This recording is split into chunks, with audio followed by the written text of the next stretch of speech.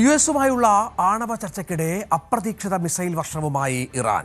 സൈനികാഭ്യാസത്തിന്റെ ഭാഗമായി ഹോർമുസ് കടലിടുക്കിന്റെ ചില ഭാഗങ്ങൾ മണിക്കൂറുകളോളം അടച്ചിട്ടു എന്നാണ് പുറത്തുവരുന്ന വിവരം. പ്രസിഡന്റ് ഡൊണാൾഡ് ട്രംപിന്റെ ഭീഷണിക്ക് മറുപടിയായി ആയിരുന്നു നീക്കമെന്നാണ് സൂചന. ലോകത്തെ ഏറ്റവും ശക്തമായ സൈന്യത്തിന് കിട്ടുന്ന അടി ചിലപ്പോൾ അവരെ തിരിച്ചുവരാൻ സാധിക്കാത്ത വിധം തളർത്തിയേക്കാമെന്നാണ് ഇറാന്റെ പരമോന്നത നേതാവ് അയത്തുള്ള അലി ഖമേനിയുടെ മുന്നറിയിപ്പ്.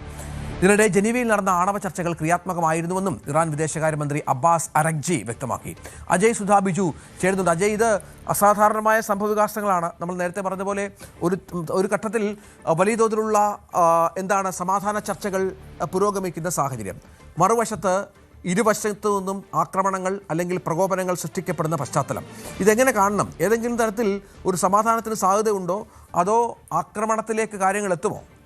രഞ്ജിത്ത്, അവിടെ കല്യാണം ഇവിടെ പാലുകാച്ച് എന്ന് പറയുന്നത് പോലെയാണ് ഇറാൻ്റെയും അമേരിക്കയുടെയും പല സമയത്തുള്ള ഒരു സ്ഥിതിഗതികൾ. ഒരേ സമയം തന്നെ ആണവ ചർച്ചകൾ, സമാധാന നീക്കം എന്നുള്ള രീതിയിൽ ചർച്ചകൾ നടക്കുമ്പോഴും മറ്റൊരു തലത്ത് ആക്രമണ ഭീതിയും അതുപോലെ തന്നെ ഭീഷണികളും എല്ലാമായി അവർ നീങ്ങിക്കൊണ്ടിരിക്കുന്നു.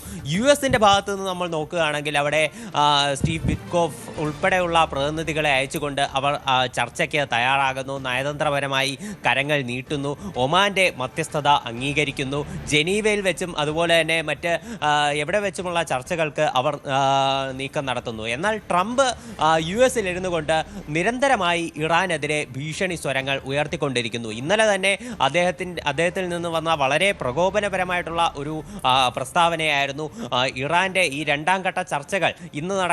കഴിഞ്ഞ ദിവസം നടന്ന ഈ രണ്ടാം ഘട്ട ചർച്ച, ആണവ ചർച്ച പരാജയപ്പെട്ടാൽ ഇറാനിലുള്ള ആണവ കേന്ദ്രങ്ങൾ തങ്ങളുടെ B-20 ബോംബറുകൾ ഉപയോഗിച്ച് നശിപ്പിക്കും എന്ന് ട്രംപ് പറഞ്ഞിരുന്നു. ട്രംപിന്റെ ഈ പ്രസ്താവന കഴിഞ്ഞ് ഈ രണ്ടാം ഘട്ട ചർച്ചകൾ തുടങ്ങുന്നതിന് ഏതാനും മണിക്കൂറുകൾക്ക് മുൻപാണ് ഇറാന്റെ ഭാഗത്ത് നിന്ന് ഇത്തരത്തിൽ ഒരു വലിയ ഒരു ഭീഷണി ഉണ്ടായിരിക്കുന്നത്. അവരുടെ ഭാഗത്തുനിന്ന് വലിയൊരു പ്രകോപന സന്ദേശം തന്നെയായിരുന്നു അമേരിക്കയ്ക്ക്. ഹോർമുസ് കടലിടുക്കിലേക്ക് വലിയൊരു സൈനികാഭ്യാസം നടത്തിയായിരുന്നു അവരുടെ ഈ മുന്നറിയിപ്പ് എന്ന് പറയുന്നത്. ഇതിന് പിന്നാലെ ഇറാന്റെ പരമോന്നത നേതാവായിട്ടുള്ള അയത്തുള്ള അലി ഖമനയുടെ ഒരു സന്ദേശം കൂടി പുറത്തു വന്നു. അതായത് ലോകത്തിലെ ഏറ്റവും വലിയ സേനയ്ക്ക് നൽകുന്ന അടി ചിലപ്പോൾ അവരെ തിരിച്ചെഴുന്നേൽക്കാൻ സാധിക്കാത്ത വിധം തളർത്തിയേക്കാം എന്നായിരുന്നു ഖമനയുടെ പ്രസ്താവന.